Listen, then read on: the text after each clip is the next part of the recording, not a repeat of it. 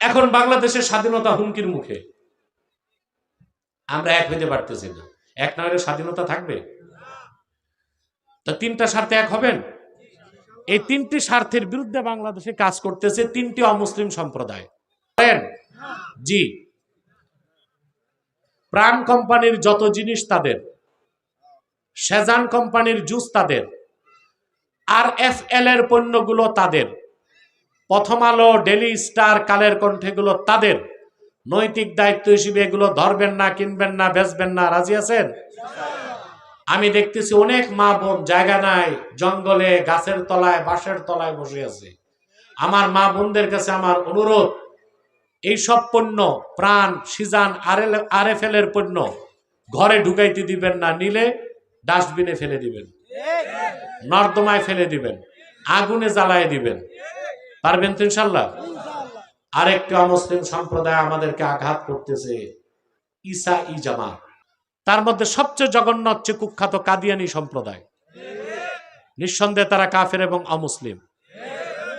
তাদেরকে যারা কাফের বলবে না, তারাও কাফের। কারণ তারা আল্লাহর আখিরি নবী আমার নূর নবীজি মোহাম্মদ মুস্তাফা সাল্লাল্লাহু আলাইহি ওয়াসাল্লামকে আল্লাহর শেষ নবী হিসেবে বিশ্বাস করে না। চিল্লায় বলেন নাউজুবিল্লাহ। এজন্য তারা কি? তাদেরকে যারা কাফের বলবে না, তারা কি? মানুষকে তারা ধোঁকা দেয়। ধোঁকা দিতে মুসলমানদের মতো দাড়ি রাখে, টুপি লাগায়, মুসলমানদের মতো নামও রাখে। তাই বলে তারা মুসলমান হবে? আরে ভাই, দাড়ি রাখলে কেউ যদি মুসলিম হতে পারতো তো রবীন্দ্রনাথ ঠাকুরের চেয়ে বড় মুসলমান কি হইত? সে কি মুসলিম ছিল না অমুসলিম? টুপি লাগালে মুসলমান হয়ে যায়? দিল্লি পার্লামেন্টে হিন্দু এমপিরাও সাদা টুপি লাগায়, মুসলিম হবে? নাম রাখলে মুসলমান হওয়া যায়? এক শয়তান বোতলে পেশাব করে উপরে নাম লেখছে শরবত, এটা কি শরবত হবে? ভিতরে কি? তদ্রুপ কাদিয়ানীরা কাফের। আব্দুল্লাহ ওয়াল আব্দুল সামাদ, মোবাশ্বের আলী, কবির চৌধুরী, গহর রেজবি, শাহরিয়ার কবির, নিঝুম মজুমদার, এসব নাম রাখার দ্বারা তারা মুসলমান হতে পারে না।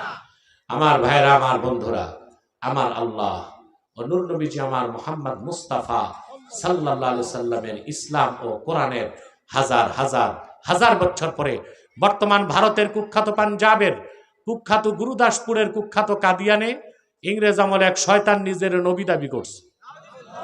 চিল্লায় বলেন নাউজুবিল্লাহ। ওই শয়তানটার নাম রেখেছিল তার বাপ মির্জা গোলাম আহমদ কাদিয়ানি। সাবধান, তাকে গোলাম আহমদ বলা যাবে না, কারণ গোলাম আহমদ অর্থ আহমদ এর গোলাম। কোন কাফের কোনদিনও গোলাম আহমদ এর গোলাম হতে পারে না। আর কাদিয়ানের কাযযাব ছিল শেষ দরজার কুখ্যাত কাফের। সে গোলাম আহমদ এর গোলাম ছিল না, সে ছিল কুখ্যাত শয়তানের কুখ্যাত গোলাম। কাদিয়ানের কাযযাব, মিথ্যা নবুয়তের দাবিদার, ইংরেজদের পা চাটা গোলাম মির্জা গোলাম শয়তান কাদিয়ানির উপর গজব এসেছে 1908 সালে।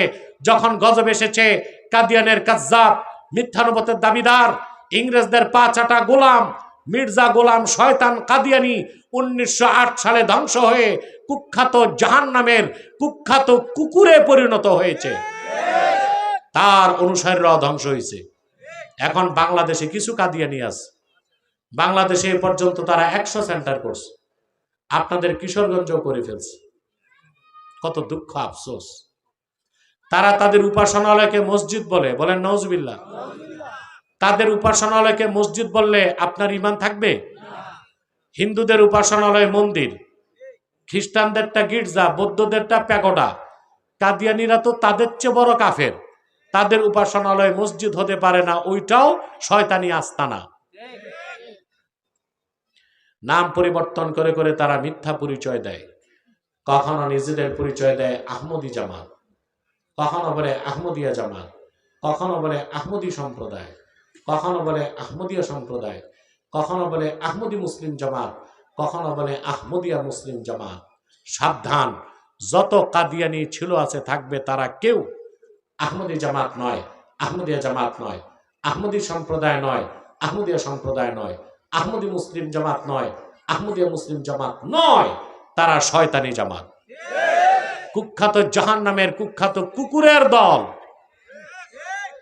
আমাদের সকল দলের একটাই দাবি, সকল দলের একটাই দাবি, কি আহলে সুন্নত, কি আহলে হক, কি আলিয়া, কি কওমি, কি হেফাজত, কি জামায়াত, কি খেলাফত, কি জমিয়ত, সকল দলের মুসলমানের একটাই দাবি, অনতিবিলম্বে স্বাধীন বাংলায় শয়তান কাদিয়ানীদেরকে রাষ্ট্রীয়ভাবে অমুসলিম ঘোষণা করতেই হবে, করতেই হবে, করতেই হবে।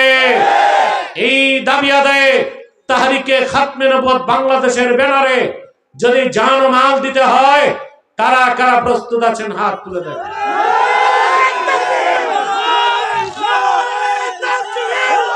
আমার ভাইরা, আমার ভাইরা, আপনারা এই কুখ্যাত কাফেরদেরকে অর্থনৈতিক সহযোগিতা করবেন না, করবেন।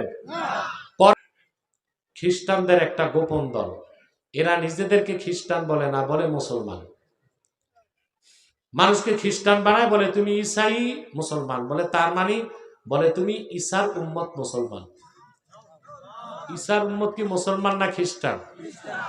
1975 সাল থেকে 2.5 লক্ষ পরিবারকে তারা খ্রিস্টান বানিয়েছে। কত? আবার অন্যান্য খ্রিস্টান মিশনারি তো খ্রিস্টান বানাইতেছে। গত মাসে রংপুর হারাগাছে 300 মুসলমান খ্রিস্টান হয়েছে এক গ্রামে।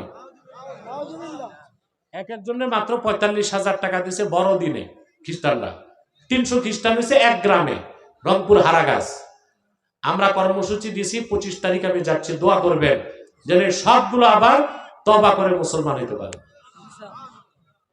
আরেকটা মুসলিম সম্প্রদায়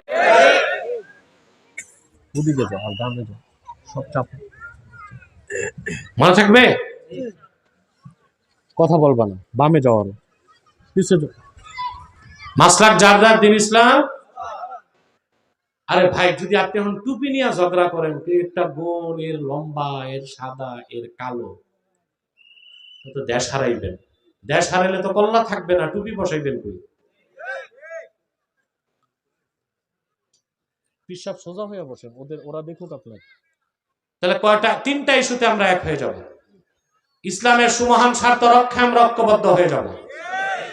মুসলমানদের মৌলিক দাবি আদায় আমরা এক হব। 53 বছরে আমাদের মৌলিক দাবি একটাও আদায় হয়েছে? এদেশে আলেমরা বলতেছে কাদিয়ানীদেরকে অমুসলিম ঘোষণা করো, কোন সরকার শুনছে? কারণ আমরা এক হইতে